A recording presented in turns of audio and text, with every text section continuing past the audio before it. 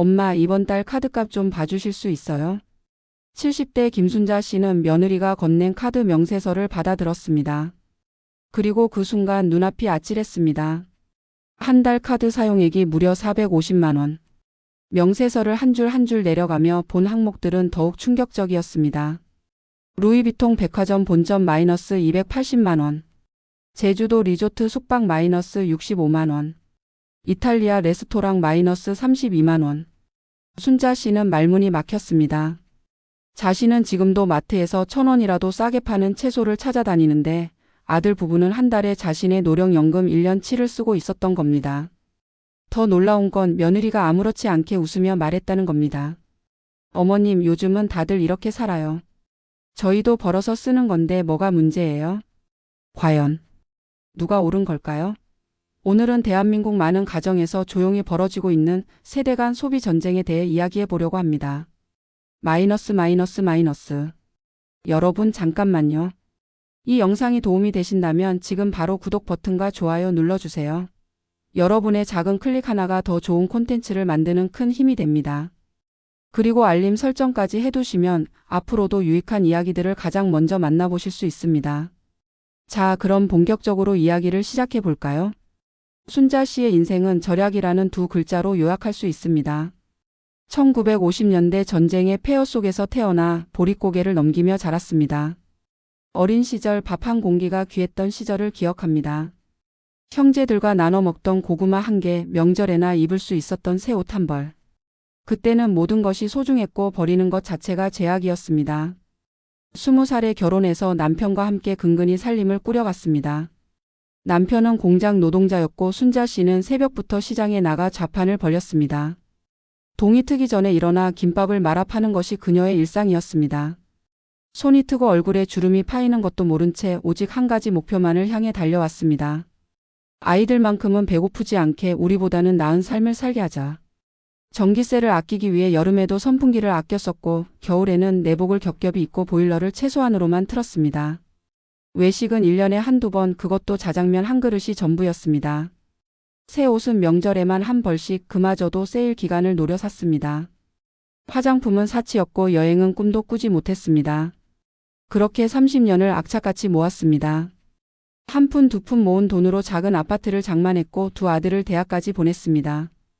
큰아들은 대기업에 취직했고 결혼도 했습니다. 순자 씨는 그때가 인생에서 가장 행복한 순간이었다고 말합니다. 내가 고생한 보람이 있구나. 이제 우리 아들은 나처럼 힘들게 살지 않아도 되겠구나. 순자 씨 세대에게 돈은 저축하는 것이었습니다. 오늘을 참고 내일을 위해 모으는 것. 집을 사고 자식을 키우고 노후를 준비하는 것. 그것이 돈을 대하는 유일한 방법이었습니다. 소비는 필요한 최소한으로만, 저축은 최대한으로. 이것이 그들이 배우고 실천해온 인생의 철칙이었습니다.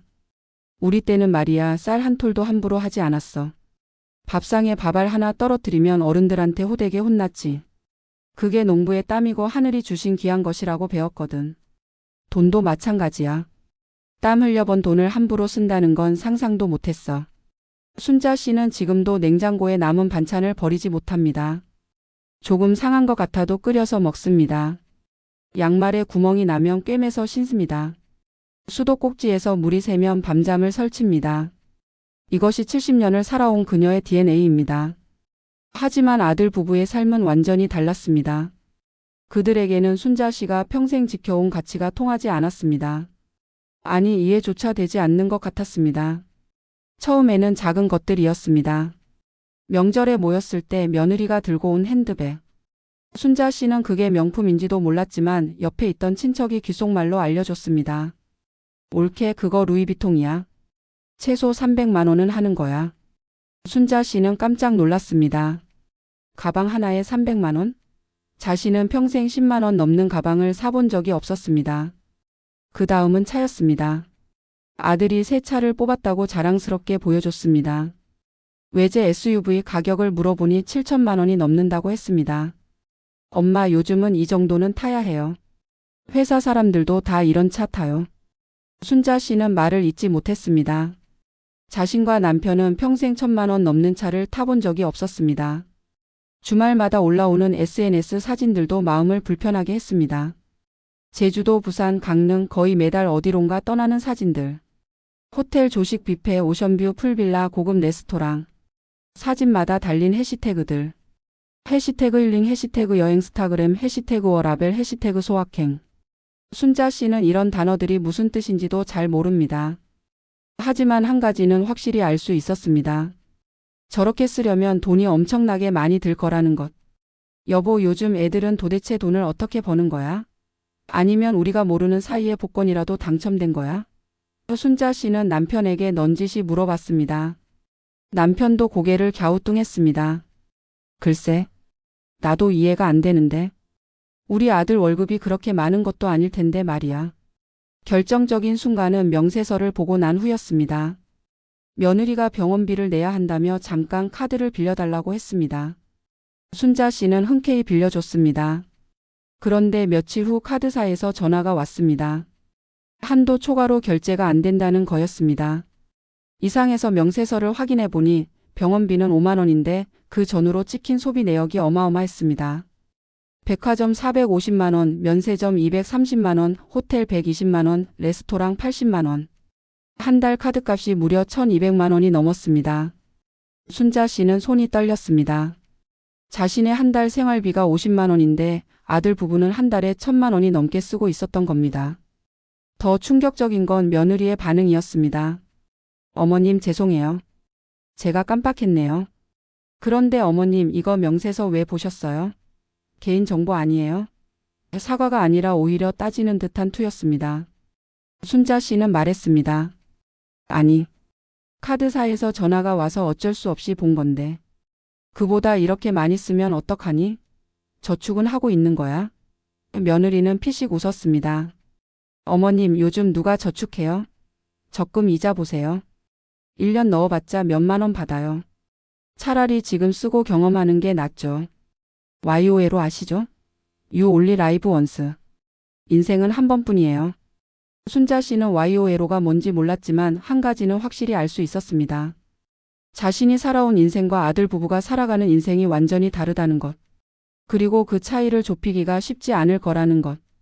가장 마음이 아픈 건 정작 부모에 대한 배려가 보이지 않는다는 점이었습니다. 순자 씨는 최근 무릎이 안 좋아져서 병원에 다니고 있습니다. 인공관절 수술을 받아야 한다는 진단을 받았습니다. 수술비와 입원비를 합치면 500만 원 정도 든다고 했습니다. 순자 씨는 평생 모은 적금이 있지만 그걸 깨는 게 아까웠습니다. 혹시 나중에 애들한테 짐이 될까봐 모아둔 건데. 그래서 아들에게 조심스럽게 말을 꺼냈습니다. 아들아, 엄마가 무릎 수술을 해야 하는데 혹시 내가 조금 보태줄 수 있을까? 아들은 난처한 표정을 지었습니다. 엄마, 지금은 좀. 이번 달에 카드값도 많이 나왔고 다음 달에 여행도 예약해놔서 조금만 기다려 줄 수 있어요? 순자 씨는 더 이상 말하지 못했습니다. 다음 달 여행은 가면서 엄마 수술비는 기다리라고? 며느리도 마찬가지였습니다. 명절에 선물로 받은 한우 세트를 갖고 왔는데 알고 보니 회사에서 받은 것이었습니다. 자기들은 먹지 않으니 갖다 드린다는 거였습니다.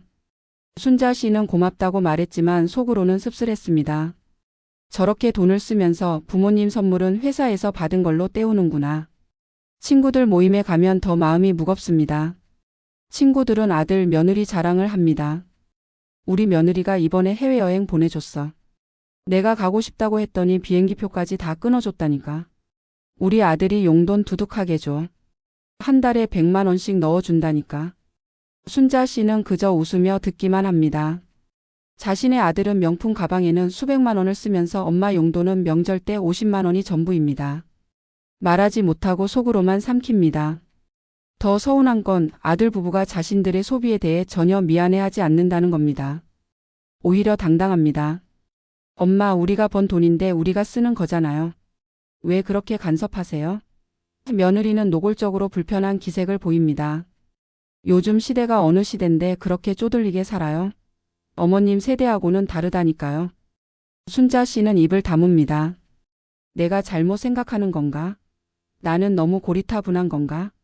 하지만 마음 한구석에서는 계속 의문이 듭니다. 우리는 자식을 위해 모든 걸 희생했는데 요즘 젊은이들은 왜 부모를 생각하지 않는 걸까? 밤에 잠을 이루지 못합니다. 머릿속으로 계속 계산을 합니다. 한 달에 1,000만 원씩 쓴다고? 그럼 1년이면 1억 2천. 그 돈이면 우리 부부 노후 생활비 10년치야. 저 돈의 10분의 1만 있어도 우리는 훨씬 편하게 살 수 있는데. 남편에게 속마음을 털어놓습니다. 여보, 내가 너무 욕심이 많은 걸까? 애들이 잘 사는 건 좋은데 우리는 왜 이렇게 초라하게 느껴지는 걸까? 남편도 한숨을 쉽니다. 나도 그래. 우리가 뭘 잘못한 건지 모르겠어. 평생 애들만 보고 살았는데. 순자 씨는 말하지 못합니다. 제발 명품 가방 하나 덜 사고 여행 한 번 덜 가고 그 돈으로 부모님 생각 좀 해주면 안 될까? 하지만 이런 말을 꺼내는 순간 자신이 돈 밝히는 시어머니가 될 것 같아 두렵습니다. 그래서 그냥 참습니다. 명절에 만나면 웃으며 잘 지내지? 라고 묻습니다. 며느리의 새 가방을 보면서도 예쁜 애라고 말합니다. 하지만 집에 돌아오면 눈물이 납니다. 이 서운함을, 이 허전함을 어디에 털어놓아야 할지 모르겠습니다. 이 문제는 단순히 돈의 문제가 아닙니다. 이것은 서로 다른 시대를 살아온 두 세대의 가치관이 정면으로 충돌하는 지점입니다. 순자 씨 세대는 결핍의 시대를 살았습니다. 없어서 못 가졌고 없어서 못 먹었습니다. 그래서 그들에게 저축은 생존의 문제였습니다. 내일 무슨 일이 생길지 모르니까 모을 수 있을 때 최대한 모아야 했습니다. 소비는 사치였고 절약은 미덕이었습니다. 반면 아들 부부 세대는 풍요의 시대를 살고 있습니다. 먹을 것도 많고 가질 것도 많습니다. 그들에게 돈은 지금 이 순간을 위한 것입니다. 내일이 보장되지 않는다면 오늘을 즐겨야 한다는 철학입니다. 경험을 중시하고 자기 만족을 우선시합니다. 전문가들은 이를 시대적 배경의 차이라고 설명합니다. 전쟁과 가난을 겪은 세대는 안정지향적 소비를 합니다. 반면 경제 성장기에 태어나 물질적 풍요를 경험한 세대는 경험지향적 소비를 합니다. 심리학자 김민수 박사는 이렇게 말합니다. 기성세대는 미래를 위한 현재의 희생을 당연하게 여깁니다. 하지만 젊은 세대는 현재의 행복이 미래의 행복을 보장한다고 믿습니다. 어느 쪽이 옳다고 단정할 수 없습니다. 시대가 다르고 환경이 다르니까요. 경제학자들도 비슷한 의견을 냅니다. 저금리 시대의 저축은 효율적인 재테크 수단이 아닙니다.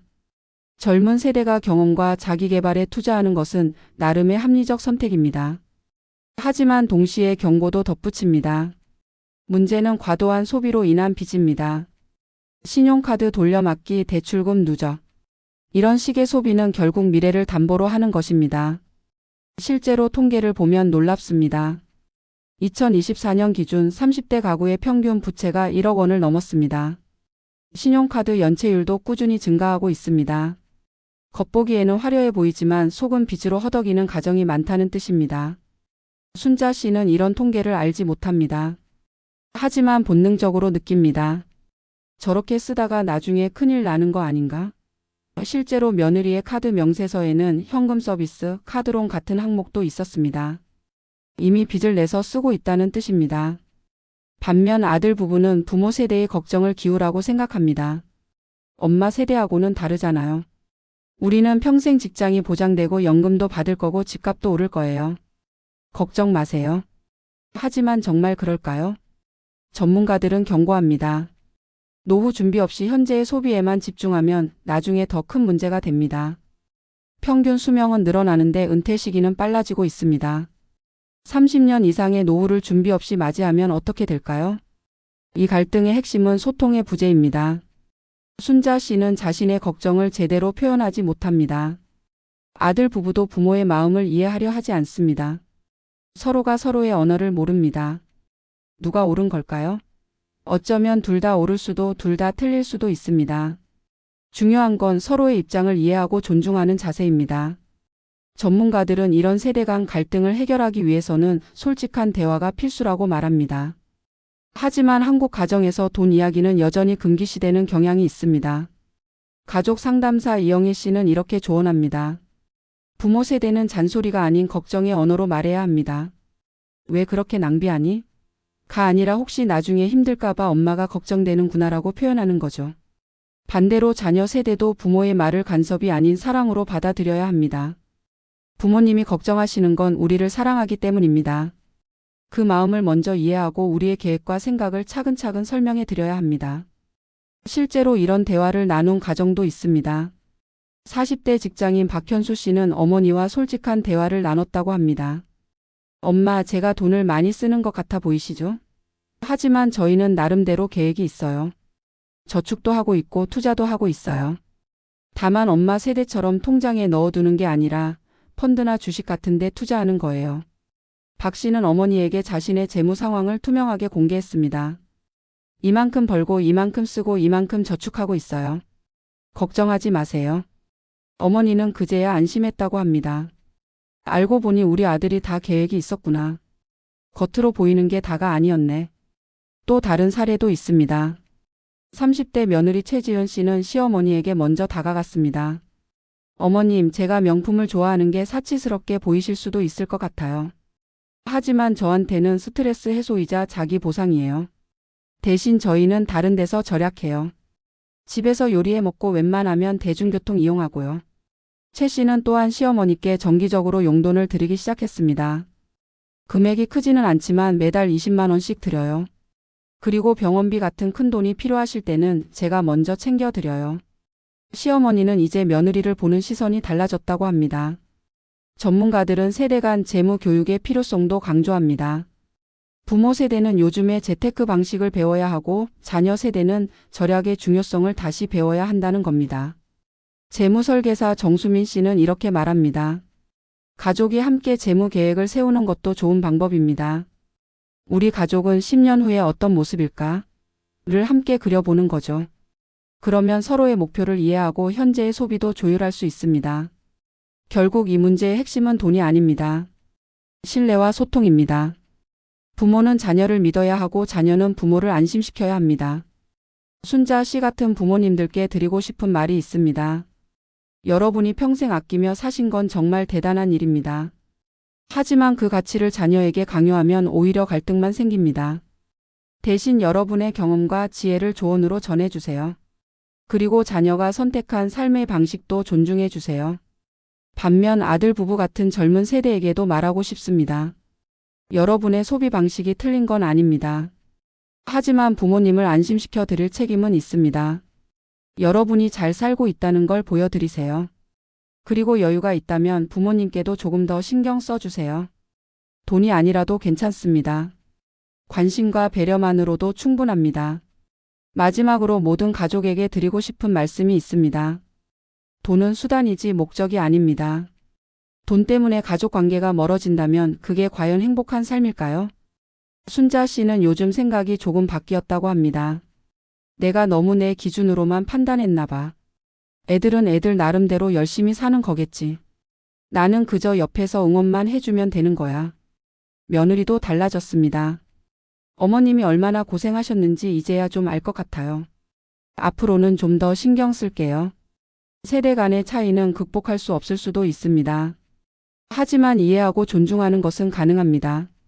그것만으로도 많은 것이 달라질 수 있습니다. 여러분의 가정은 어떠신가요?